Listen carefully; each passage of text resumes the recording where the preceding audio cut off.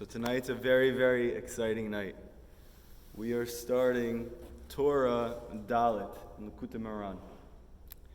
The first time I read this Torah, I immediately got nervous. And I think I might have just skipped over it because it made me too nervous.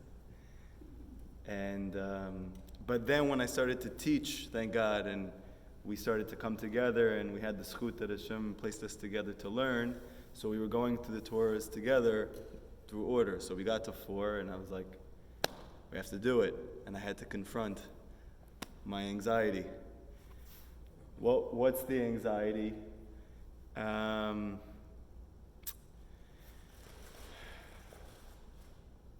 There is something which another religion does, which is called avodah zarah,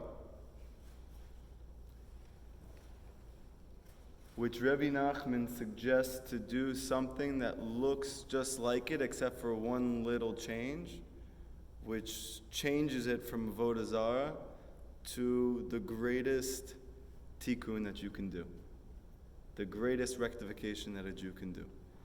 Now, Rabbi Nachman was very controversial in his lifetime for a lot of reasons. One of them was because he was not afraid of saying the truth. And even amongst Hasidim, he was constantly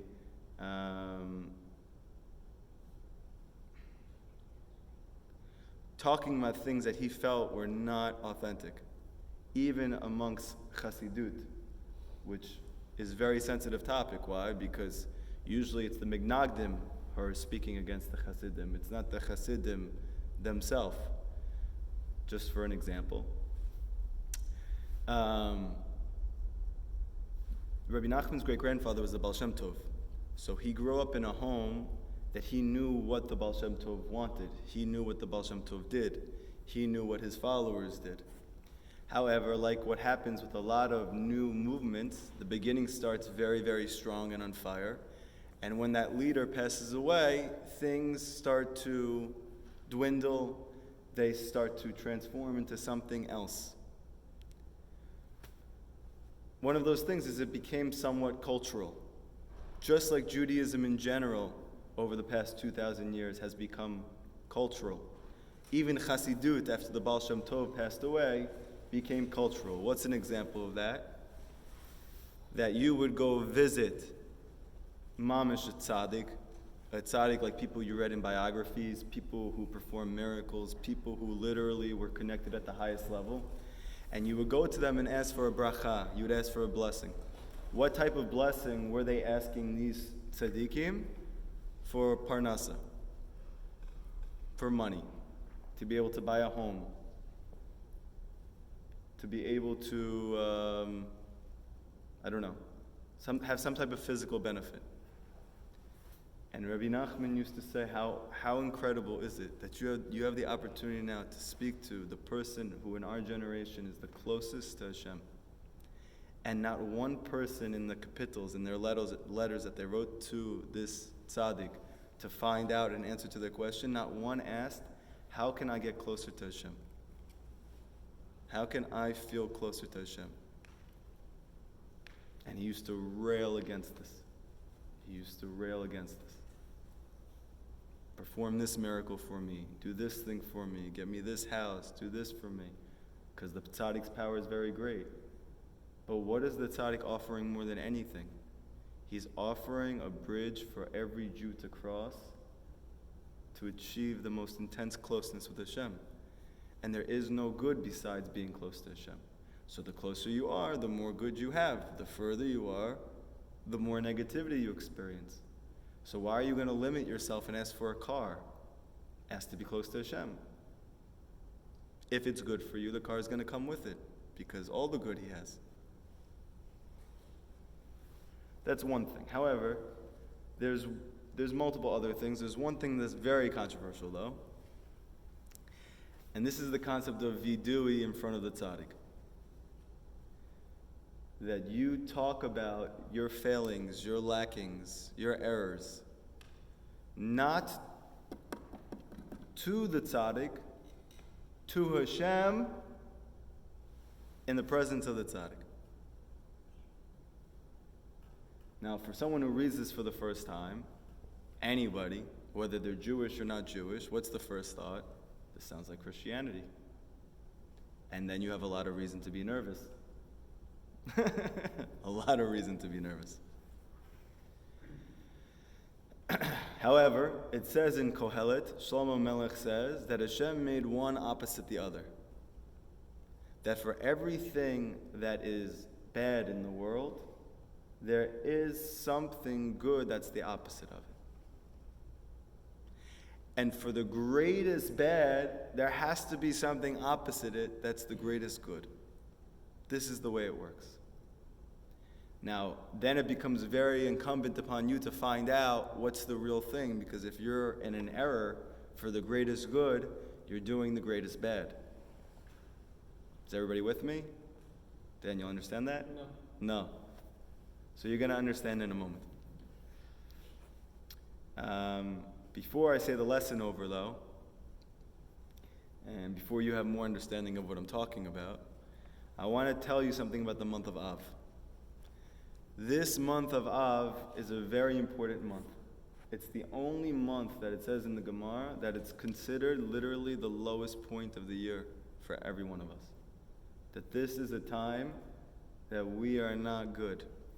This is a time that we are broken. This is a time that we're not happy. Now, many of us are experiencing that. Having phone calls from people, I myself am experiencing tremendous breaking. Just breaking. Breaking of things that I believed were true, that are not true. Breaking of concepts of self that I've held on to that are melting away. Pain from trying to become my greatest self and trying to bring everybody else there. It's the month of Av. And at the same time, the word Av means father.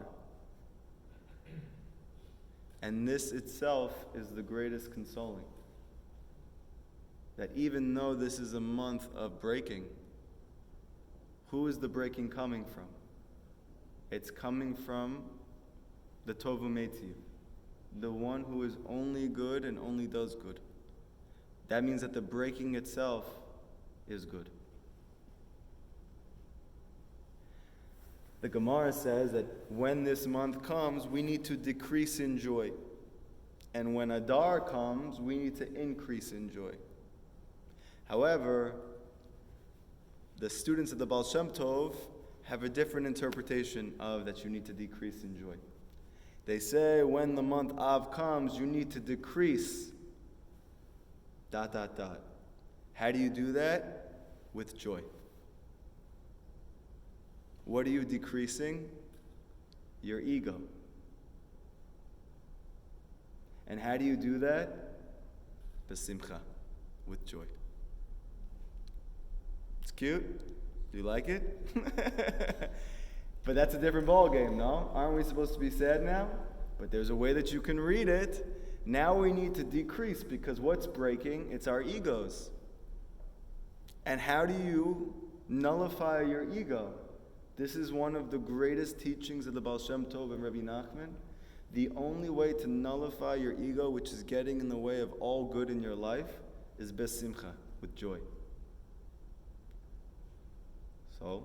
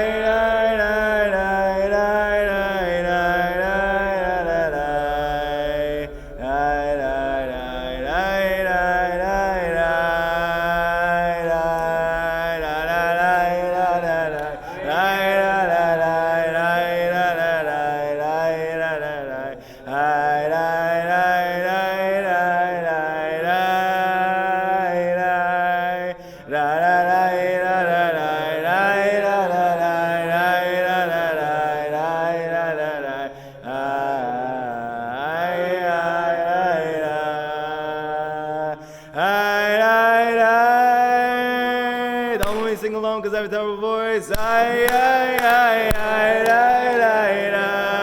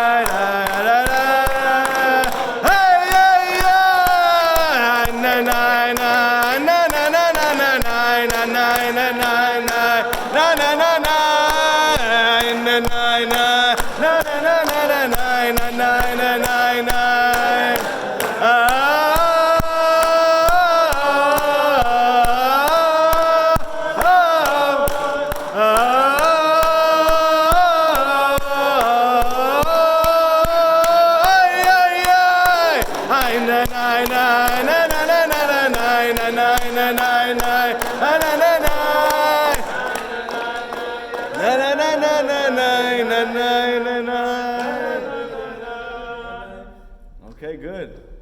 Does everybody feel good now? You guys feel your ego melting away? Anybody worried right now about how they're going to make money tomorrow? Anybody worried right now? Not at all. Shabbat tomorrow. About all your problems? They just melted, no? So when Av comes, you need to decrease. How do you do it? Besimcha, with joy. And now, one of the most fundamental lessons. This might be the most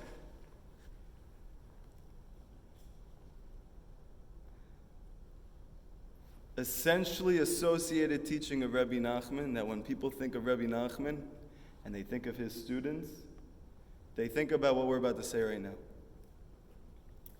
Anochi Hashem Elokecha. I am Hashem, your God. Asher hotaticha me'eretz Mitzrayim. And I took you out of Mitzrayim. Mibeit avadim. From being a slave. You're no longer a slave anymore. So why do we all feel like we're enslaved? enslaved by our finances, enslaved by our health issues, enslaved by our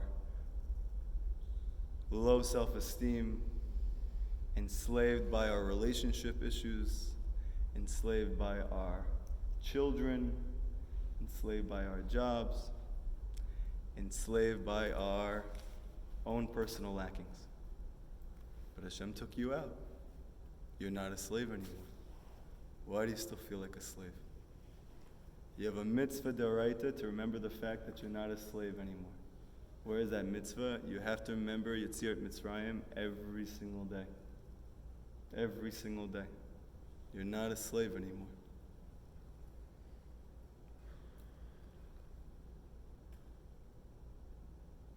There's a famous teaching of the Arizal, whose yard site's coming up on Sunday. So this class should be in his merit. We should all attach to another tzaddik emet, the Arizal HaKodesh, who Rabbi Nachman derived a lot of his teachings from. How many times does Yetzirat Mitzrayim come up in the Torah? So the Arizal explains that there's 50 gates of understanding, 50 gates of Bina. Moshe Rabbeinu, the Gemara says, achieved 49 of them. He never got to the 50th gate. What are these 50 gates connected to? The 50 times that the Torah says that we left Mitzrayim.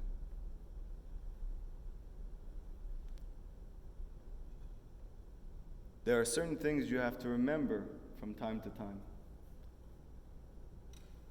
Yetzirat Mitzrayim, you're actually supposed to remember every moment. Every moment you're supposed to remember you're not a slave anymore. So why do we all feel like a slave? Why do we all feel trapped? K'she'adam yodea shekol me'orotav heim l'tovato. Rabbi Nachman of Breslov says, when a person knows that everything that happens for him, heim l'tovato, it's for his good. Again, K'she'adam yodea, when a person knows, shekol me'orotav, everything that happens to him, heim l'tovato, these things are all for his good. Zot bechinati me'ein olam haba.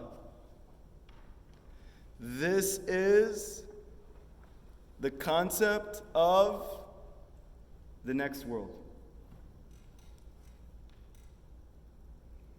K'moshe katuv, like the pasuk in Tehillim says, that David HaMelech says, Be'Hashem halel davar.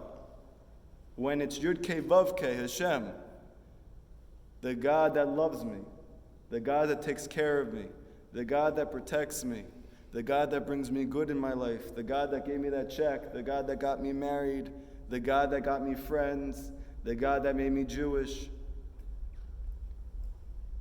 When He does something, a Hallel, I'm going to thank Him.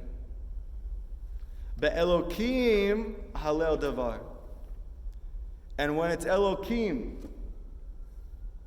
the God who gives judgments, the God who makes my life difficult, the God who's constantly challenging me to get better, the God who's taking things away from me that I thought were good for me, I'm going to thank Him also. Why is that the concept of Olam Haba? Kamo shamru hachminu zichronan livracha, because it says in Masechet Pesachim, a very important statement of the sages. We say 3 times in Oleinu that by Yomahu Yem Hashem Echad U'Shemo Echad. On that day, meaning when Mashiach comes, when the Geula happens, Hashem is one and His name will be one.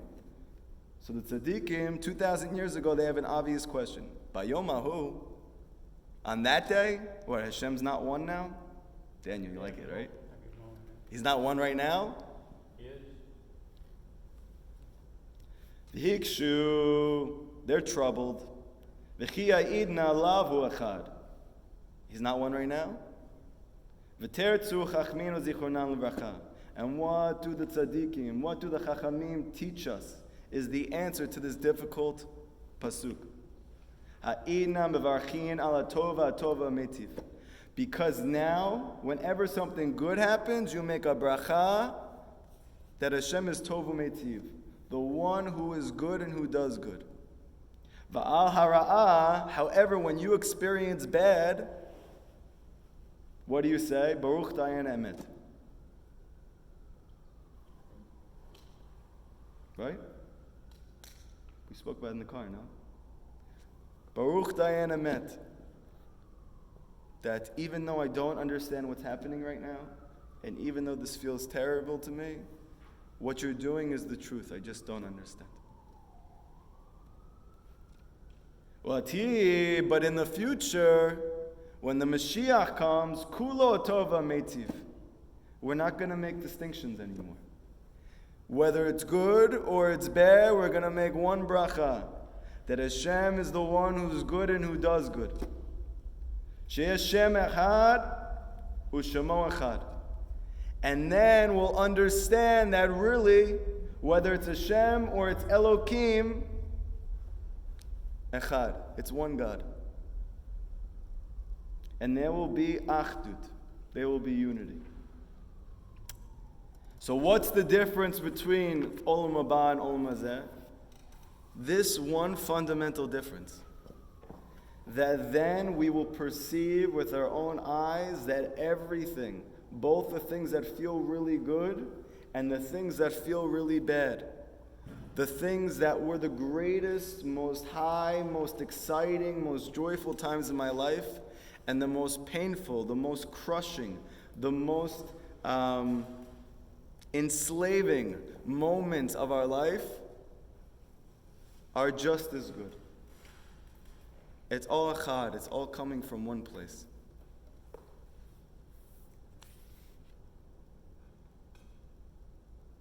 It's all for the good.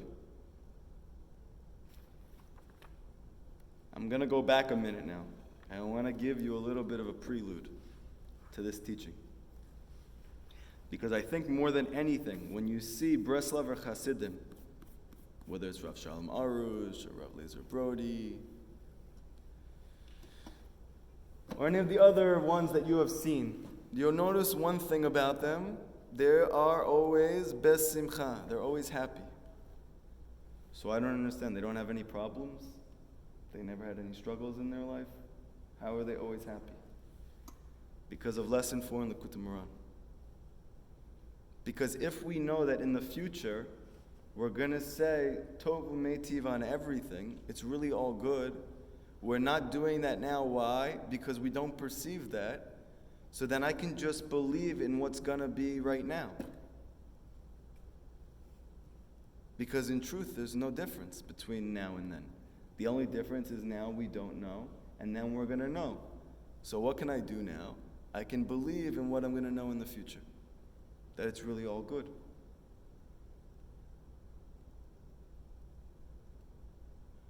I told you the story about